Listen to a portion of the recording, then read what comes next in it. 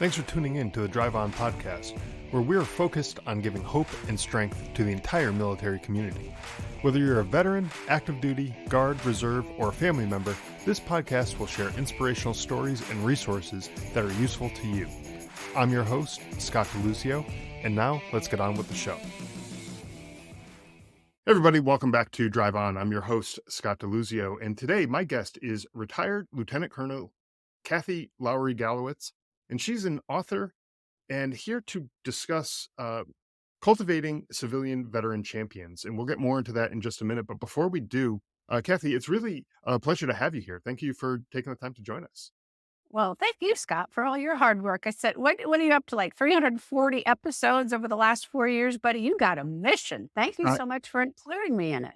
That absolutely. And I'm glad to have you here. And without people like you who are willing to, first off, do the work that you're doing to make me, want to have you on the show. That is super important as well, but also for taking the time out of your day to come on and share it with me and the audience.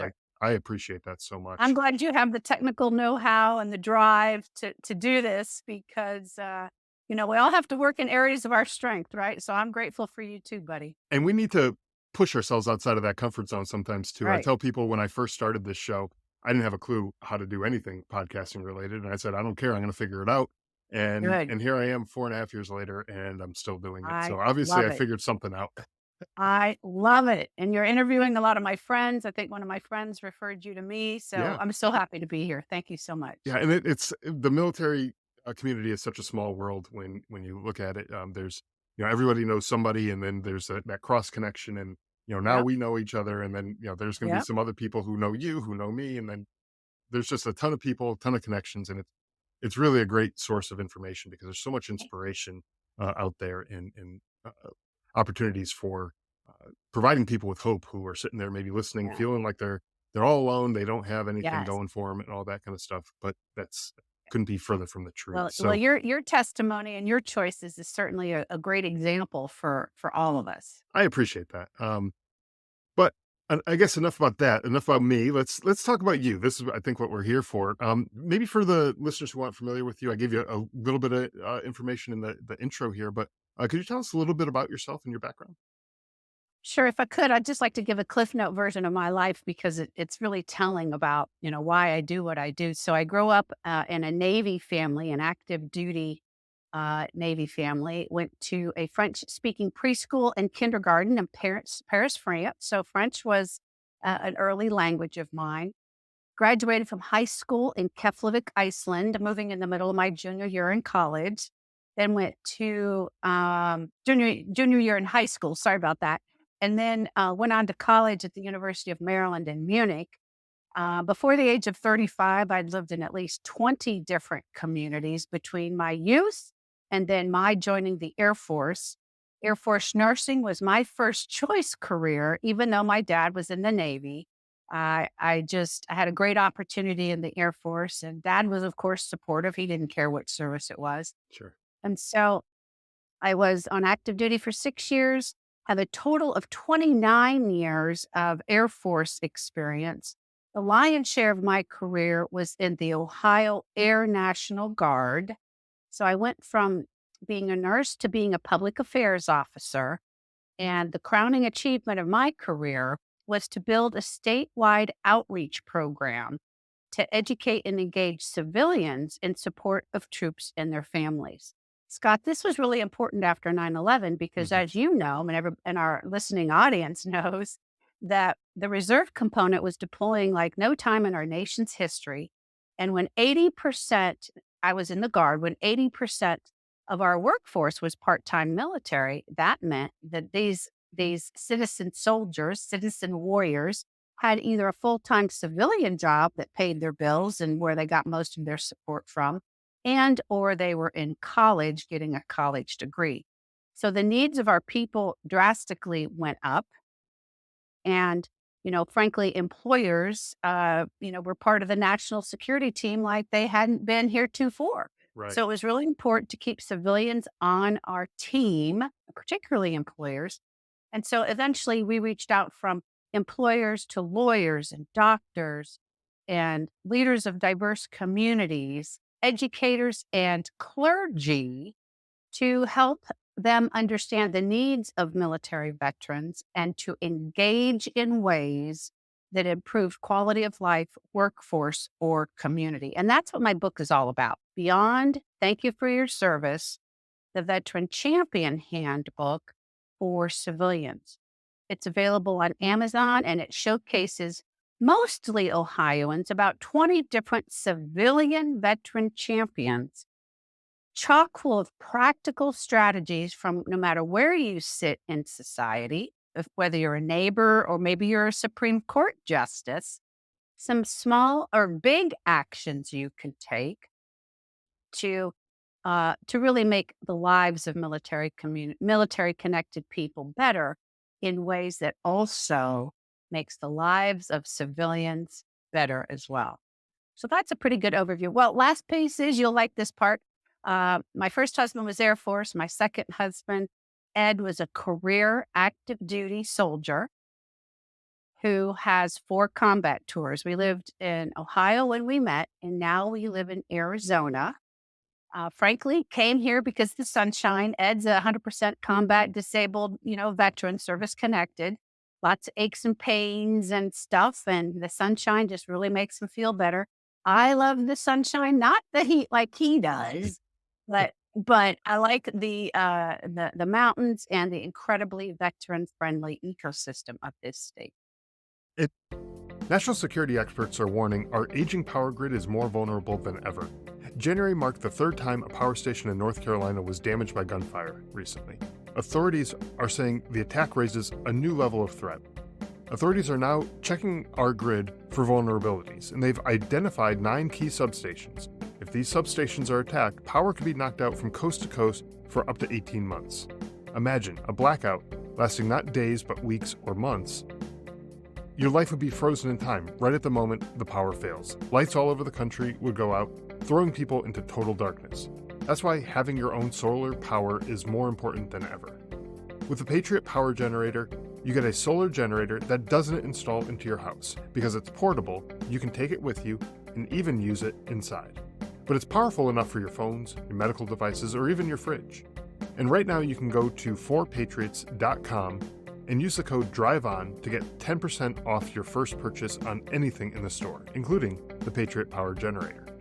You'll also get their famous guarantee for an entire year after your order, plus free shipping on orders over $97. And a portion of every sale is donated to charities who support our veterans and their families.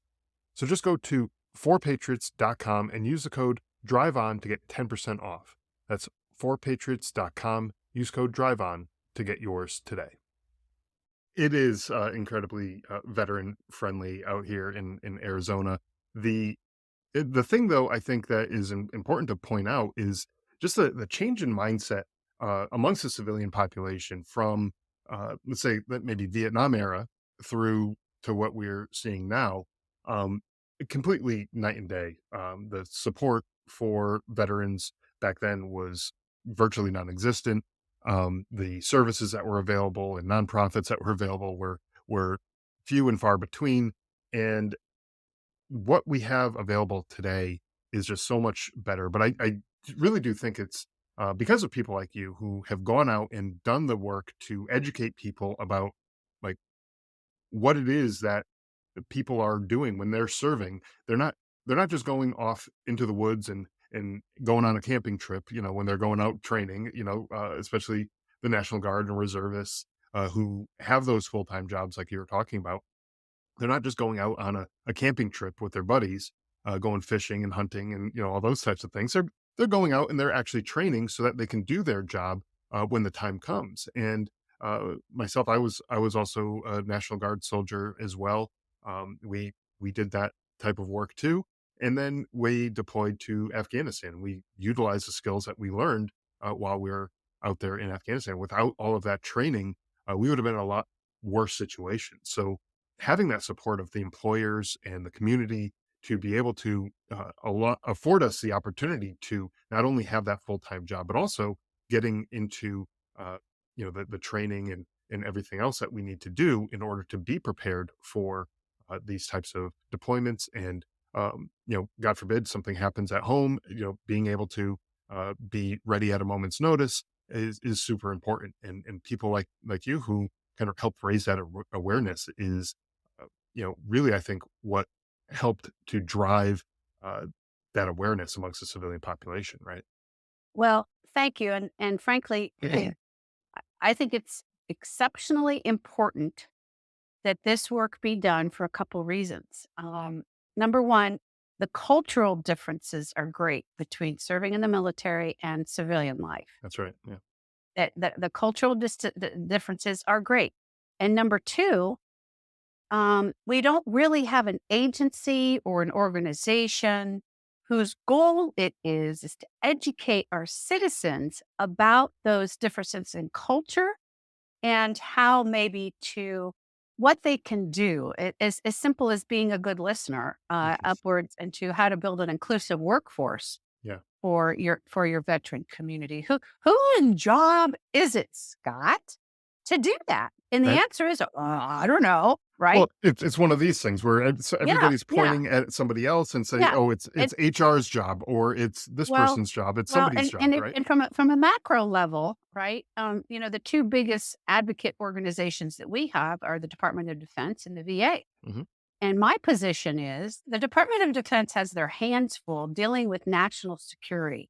And yes, they are doing some mighty good work, especially like with Skill Bridge, to try to help veterans, assimilate better and more, or joining forces. I mean, there are some really good programs that government, our Sure. national government is spearheading.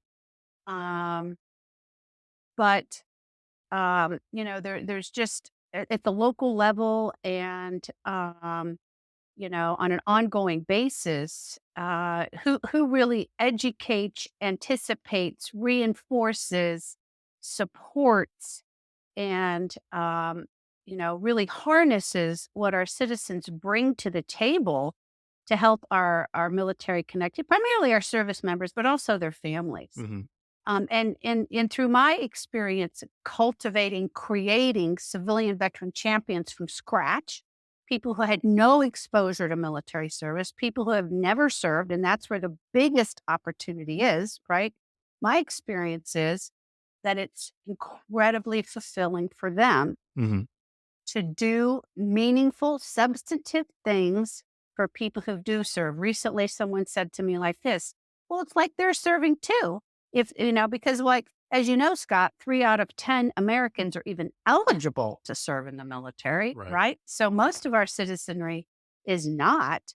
And so if they can do their part, to help that service member excel in any arena of their life, service member or veteran, they feel good. It's fulfilling for them. Quick story. Sure. Um, I had lunch with a business colleague recently, new to Arizona, and we were exploring potential partnership opportunities. And she's explaining to me how 10 years prior at her company, they developed a veteran hiring initiative. And she looked up at me as she was explaining some of the different, strategies they were implementing. And she said, you know what? I've got goosebumps even talking about it now. I mean, 10 Right. years later. Well, why is that? Because she felt like, and she knew that she was doing something important that would really make a difference in the lives of those who have served and sacrificed for Mhm. this great nation. And so it's really a win win. My tagline is join the veteran champion movement and be a part of the win. Not only will you be serving the military connected community in meaningful ways, but your life will be enriched as well. Primary example, if when as an employer gets a disciplined, loyal, productive, natural leader who is more often than not tech savvy, Mhm. right? With core values that are very essential, the employer gets a good worker, and hopefully the the the job seeker, the veteran, gets a good job because the employer knows how to support, understand, facilitate, and help them excel. That's right. That's an amazing win-win. Yeah, absolutely. And I kind of equate what you were saying, just going back a minute to the fulfilling nature for the civilians to be able to support the veterans. I kind of equate this back to my job that I had in the military. I was an infantryman, and all the other elements in the military um, exist to support the people who are on the ground doing the fighting. Whether it doesn't have to necessarily just be the infantrymen. I'm picking on them because Oh, no, that's what no, my job was, no. right? But Yeah, absolutely. without the logistics to get the bullets and the grenades and the supplies, everything that you need Right, in order to fight, without those people, we would just be able to go with whatever we could carry on our back, and we wouldn't be right, in the fight for very long. right. Including food, right? You need that to Well, have those and logistics, typically right? heretofore, to prevail in war, you have to control the land, right? Yeah, right. Yeah, And so you have to have everything you need to go in there and stay in there and to engage all the other elements of the military to help you succeed, that's right. call in the Air Force for those airstrikes. And That's right. you're right. You're right. It's all pointed on the mission. The Yep. mission. We all have a job to do in the mission.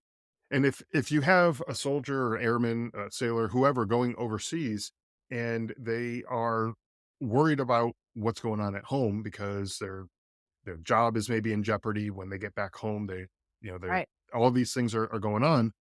They're not going to be very effective on the battlefield where you might need them at that point in time, and they're going to be worried, they're going to be distracted, and other things are going on, and that's when mistakes happen. That's when people get injured or killed, Yeah.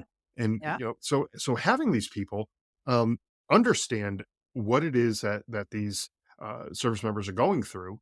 I think, and the veterans after the fact understand what they're going through while they're going through it is really important because it helps them to, kinda cross that bridge, right? Um, so tell us a little bit more about what it is that you're doing now in your organization and everything that you do. Okay. I basically have three roles. I am Okay. a speaker, I am a consultant, and I'm a trainer. And I zero in on helping employers build a veteran talent attraction. I can't say it, a veteran talent attraction and retention strategy in ways that helps make their workforce stronger. Mhm.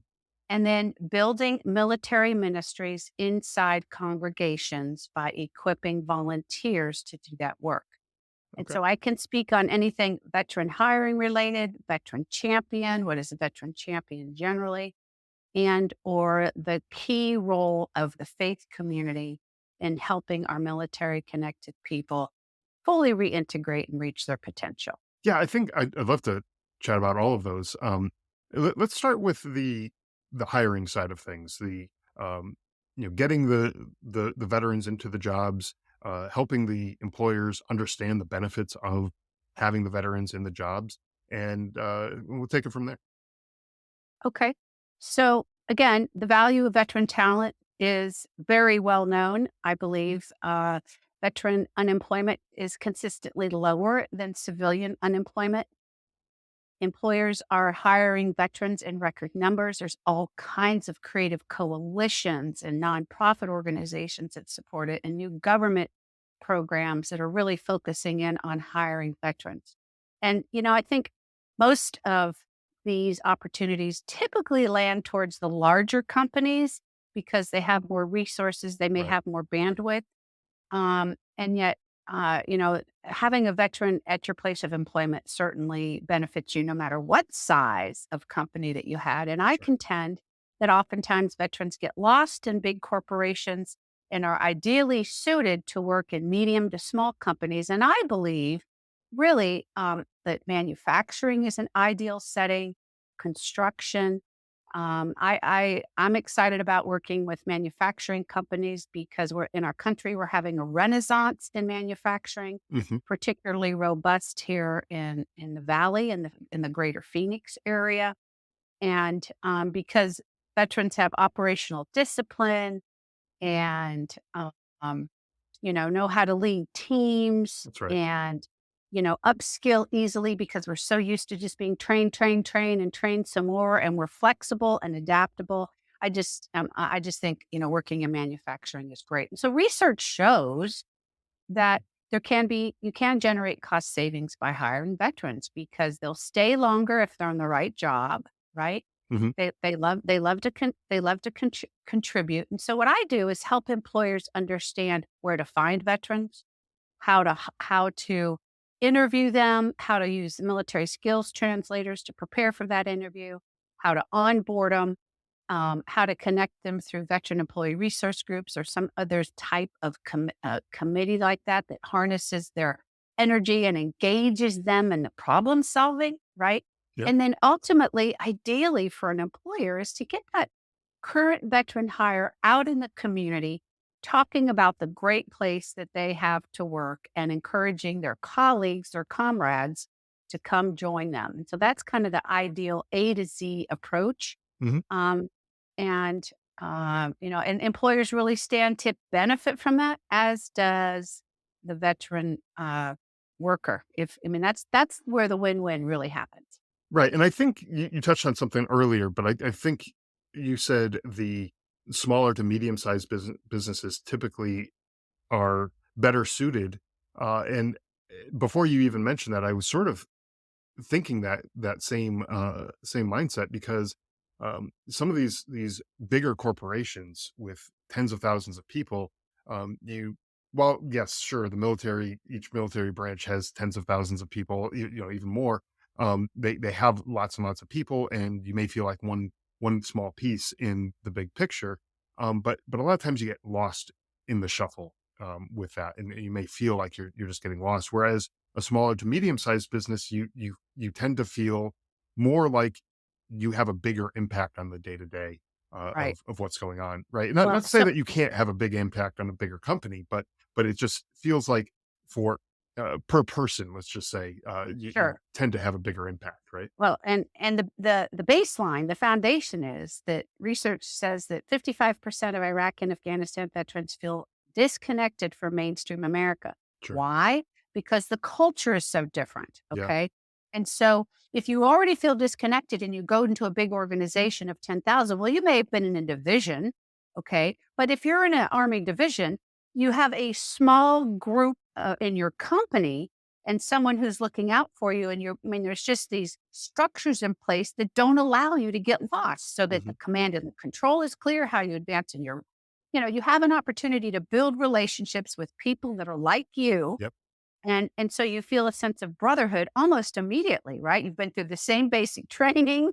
You go through the same training. You just have so much in common. And oh, by the way, most people join because they have a service mentality, right? Yeah. Right. Well, when you join a corporation, those small unit team cohesion may not be as good, right? And the culture, you just feel so awkward anyway. And so there's really a need for our employers to understand some of those cultural distinctions and help our veterans um, get connected. Now, of course, it's also incumbent upon the veteran to do their job, to learn how to network, to learn how to communicate with Yeah. civilians. Right. It's a double-edged sword. It's not just all up to the employers. I mean, we have to do our homework and That's come right. to the table prepared. And, if you've never had a civilian job interview, it's really weird. It's really awkward. But so by golly, you got to come up to the table. You got to take on your new mission. You got to find your new purpose, but it's work on both sides, It you is. know? Yeah. Yeah, and especially when you have somebody who maybe is more humble and they don't like to boast or Yeah. brag and talk about themselves. Well, Right. that's what an Right. interview is. That's what you're there Yeah. to do, right? Yeah. So Yeah. so get used to it. And or more junior, Sure. younger. And so Sure. that's how I kind of encourage employers to really try to pull that person out and have good questions that will, because, we are not I oriented. We are team oriented. That That's is right. our philosophy. And we don't self promote well.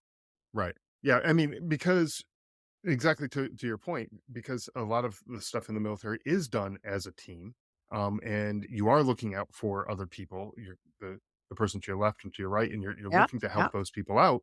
And Yeah. so you do have that team mentality. And while that team mentality is a good thing, even in the civilian workforce, a lot of times you find people who are very much in it for themselves. They're looking out for their Mm, own promotion and their career advancement and their bonuses and you name it, they're looking out for themselves, right?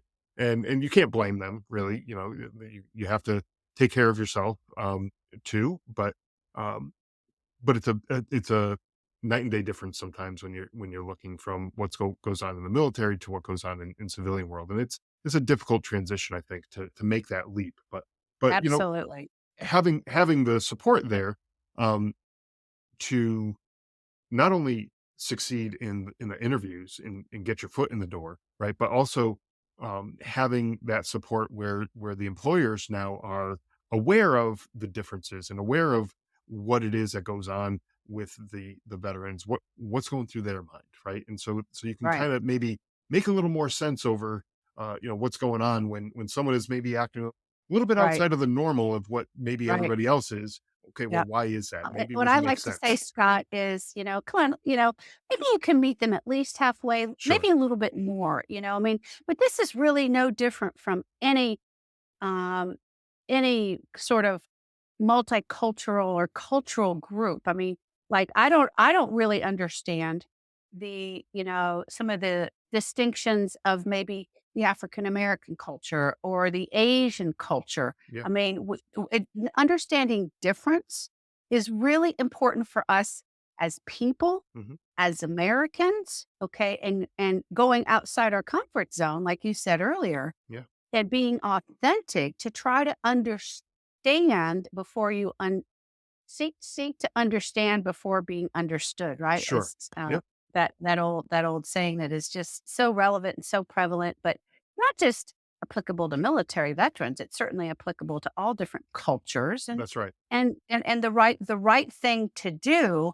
The difference is that when only 3 out of 10 Americans can serve in the military. If you can't serve, I mean, it's really reasonable that you support those who do, right? Sure. And Yeah. not because in the employer stand case, and not only because it's the right thing to do, but for employers, you get a great worker who's going to make your organization stronger. That's right. That's right. Yeah. And it's like, think about a multinational company where you have maybe employees or customers or people all over the world. You may have to understand the cultural differences in, Right. what's going on in Japan or in Germany or in the country. Well, There's and cultural differences.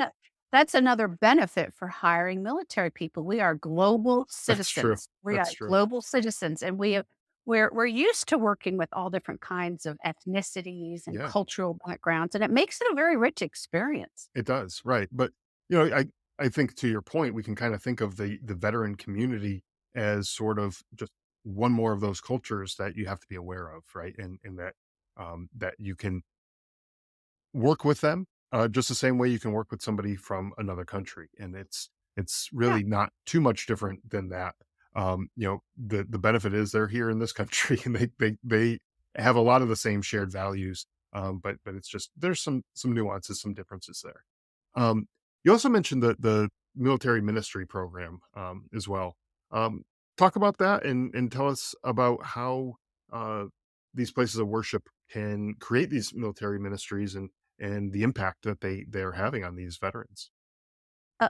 Hosting a military ministry inside a faith community is especially relevant, or the faith community is uniquely suited to house them Mhm. because they're very hospitable. That's part of the nature Right. of faith members, right? Because they have oftentimes other kinds of support services. They're used to maybe counseling or offering meal trains, or I mean, that's all in the hospitality realm, of course. Their mindset is on serving other people. Um, and certainly spiritual resiliency and your spiritual foundation is an important part of our overall well-being. Right. And so a military ministry, there's no one right approach. There's no cookie cutter approach to developing a military ministry. A military ministry needs sort of a volunteer leader, and that volunteer could be a military veteran. It could be a military spouse. It could be a military mom. It does not have to be someone who's worn the uniform, but ideally, it's someone who understands the military mindset, that Right. understands some of the challenges of deployment or the challenges of active duty life. and can, has some good leadership skills. And so basically, through a partnership with your pastor, your rabbi, your clergy member, this is a partnership opportunity. You bring the people, you identify the military connected people in your congregation, you bring them together, you assess kind of who they are, what their needs are on a very basic level. You ask them what they would like to do, and then you do it. As a leader, you are the facilitator. You delegate responsibilities to your teammates based Mhm. on what they want to do, and there's a a heavy dose, if you will, of spiritual connectedness in whatever. I mean, you do not have to be a pastor. You do not have to understand. You don't have to have all kinds of biblical scripture memorized to do this work. You just have to love people and want to bring them together because it's a beautiful thing, Scott. You bring military connected people together, and they bond quickly. They do. And Yeah. so my husband and I started Vet Connect Fountain Hills about 4 years ago now, and we have female veterans, a few male combat veterans, not many, military spouses, military parents, parents of brand new enlistees, and parents of 30 to 40-year-olds who have come back and are struggling. We Mhm. also have, others who just want to support the military, and so our group is very eclectic. And Sure. what's most important to them is to have socials once a month. We do some community service as the opportunity arises, and as someone in the group is willing to kind of spearhead that. And then we pray during the months, and I'm very active in staying in touch with people via LinkedIn. And really, what's happened over time is these people are like our best friends.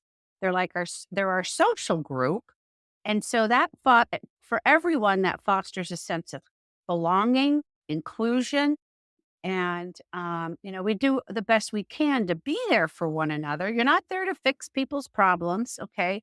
You don't have to be a pastor or a nurse to do this. You just have to love people, be a good listener, Mhm. be willing to do a little bit of extra, volunteer work, lean on your pastor when it gets difficult, and kind of have a general overview of what's available in your community for support resources to potentially connect them. And so, just really small things and big things can happen. A small thing that I think is beautiful is uh, one of the military, a Vietnam veteran is married to a military mom.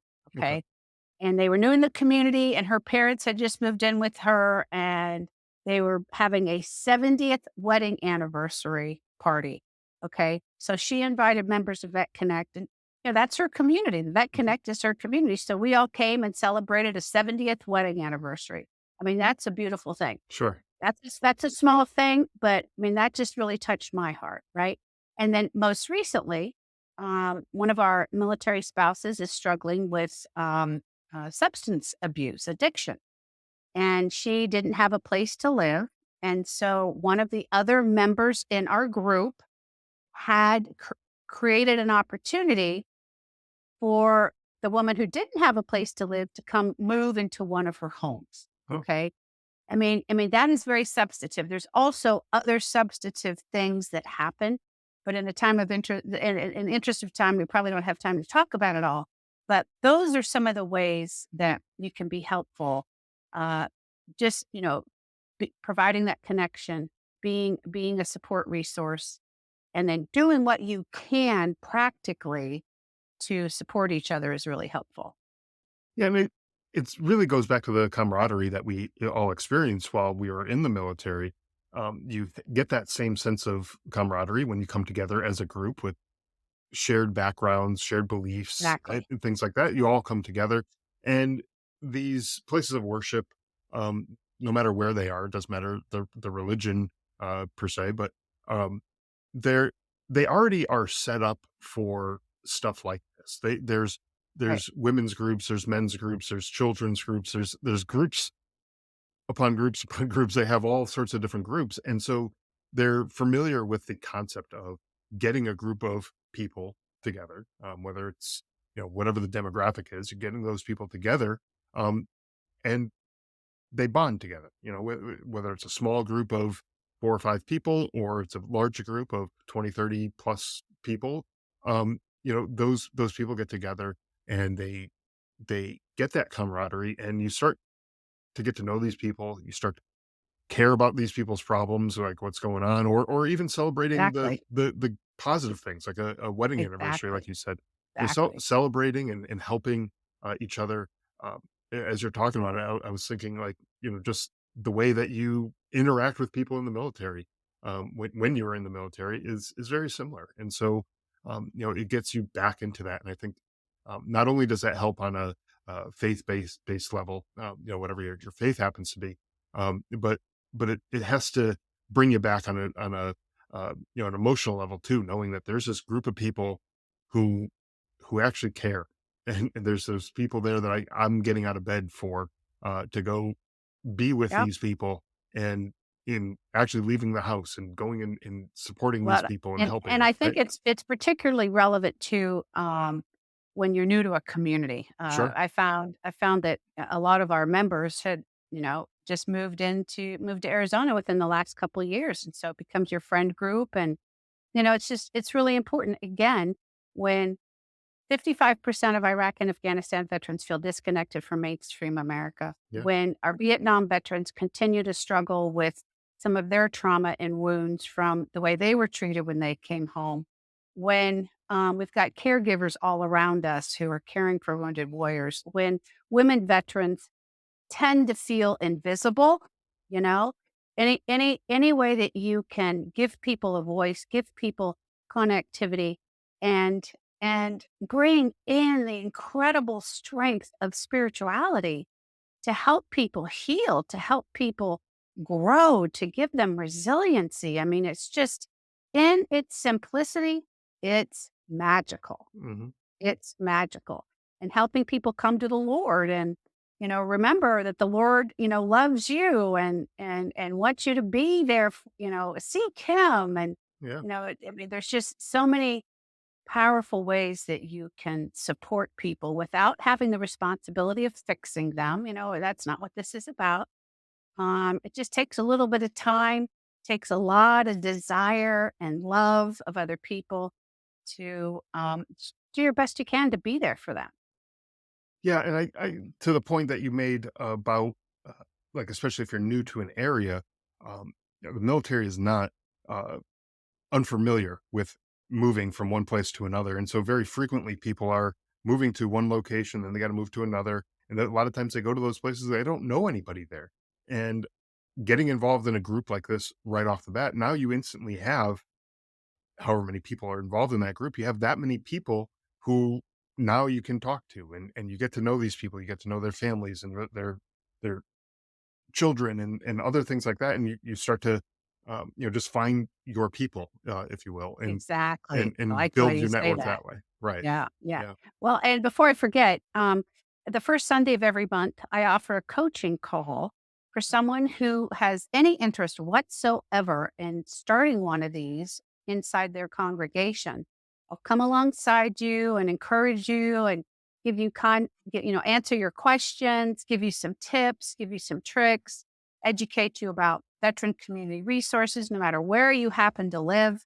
There's, generally speaking, certain places you can go to look for certain stuff, help you understand what the VA is all about.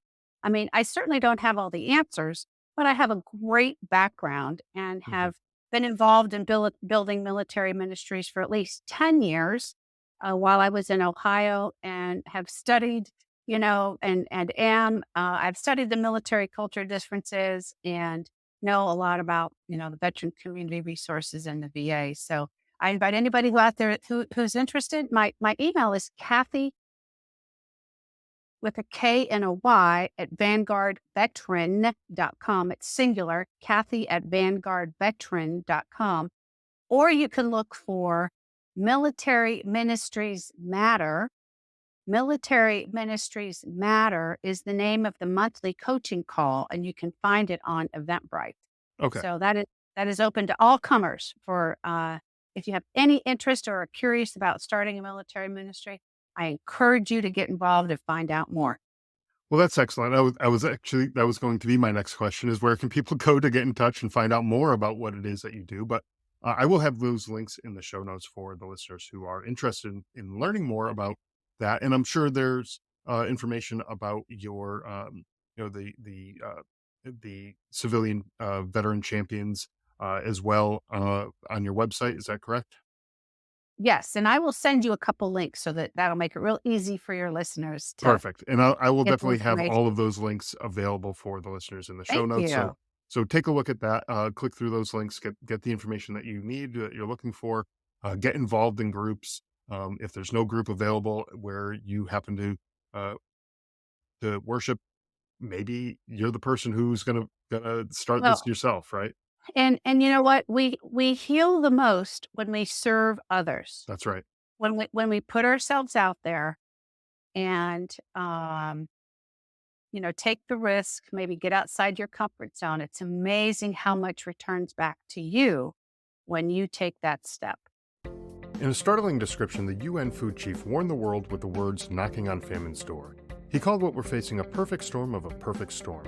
And he's not alone. Barron's published that a food shortage could be coming even in the US. And farmers see it too. John Boyd Jr., a fourth generation farmer, told Fox News that we're going to see empty food shelves in the coming months. That's why getting survival food is more important than ever now. Create your own stockpile of the best-selling 4 Patriots survival food kits. It's not ordinary food. We're talking good for 25 years super survival food. It's hand-packed in a family-owned facility in the USA, and it gives jobs to over 200 Americans. They have different delicious breakfast, lunch, and dinner options, and you can make these meals in less than 20 minutes. Just add boiling water, simmer, and serve. And right now, for the next few days, listeners of Drive On will get 10% off their first order at 4patriots.com by using code DRIVEON. Just go to 4patriots.com and use code DRIVEON to start your stockpile today. That's right. Absolutely.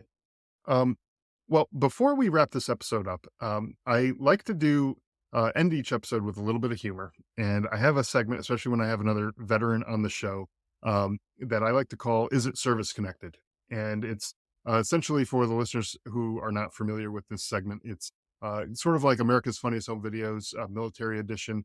We watch a short video of somebody doing something stupid, and we just try to decide, is this going to be service connected somewhere down the line? It's usually a pretty good time when we're watching these videos. So I'm going to pull up this video real quick so that our guests here can see it, so that Kathy can see it as well, and then uh, we'll be able to watch this video on YouTube. If for the listeners, if you're not watching it right now, you might want to head on over to our YouTube channel or Twitter or X, whatever we call it now, and take a look at this video. For the folks who maybe can't watch it, I'll describe it as best as I can right now. It looks like we have a soldier who's standing kind of in an awkward position, like he's bracing himself up against a wall. And we'll see what happens here.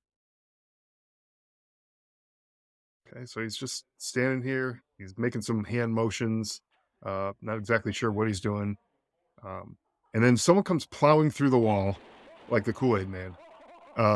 Just flew right through that wall. I don't even know how he got through that wall, but that was pretty incredible that he just uh, made it through that. I don't know if it was a wall. Maybe it's a door. The video is kind of grainy. Maybe he was trying to kick the door in and Yeah. just went full on tackle mode on. So the guy bracing up against the wall knew something was coming, right? Yeah, I don't know if he knew where it was coming, Yeah. Yeah. but he knew something was happening. But I'm not entirely sure what. But the guy coming through that door, um, he may have injured himself coming through. Maybe that's service connected. Yeah. I don't know, but he Yeah. did come through pretty hard. I mean, that was like a wrecking Yeah. ball coming through there. So I got to Yeah, imagine there's exactly. some sort of damage that went on. But Yeah, it could maybe be. it's tough. Maybe he can handle it. I I don't don't know, know. but if you're a football player, you go through that all the time, right? You're up and down off the ground. I mean, maybe That's there is a true. certain but we get hurt when we are wrecking balls. So there I maybe was there is something I was there. going to say to that football analogy though, football players don't have a very long career span, because of those Yeah, injuries. So, very yeah, likely, especially if this person decides to do this multiple times, that they're going to end up with some serious injuries sure, somewhere down the sure. line. So, um, anyways, thank you again for taking the time to join us. I really do appreciate it, and I appreciate all the work that you're doing. Again, for the listeners, I'll have links for everything in the show notes so that you can take a look at it for yourself and see if there's some support out there that is right for you. So thank you again, Kathy, for taking the time to join us. Thanks for what you're doing, my friend. Very, very grateful. Keep up the good work. Thank you so much. Thanks for listening to the Drive On podcast. If you want to support the show, please check out Scott's book, Surviving Son, on Amazon. All of the sales from that book go directly back into this podcast and work to help veterans in need. You can also follow the Drive On podcast on Instagram, Facebook, Twitter, LinkedIn, YouTube, and wherever you listen to podcasts.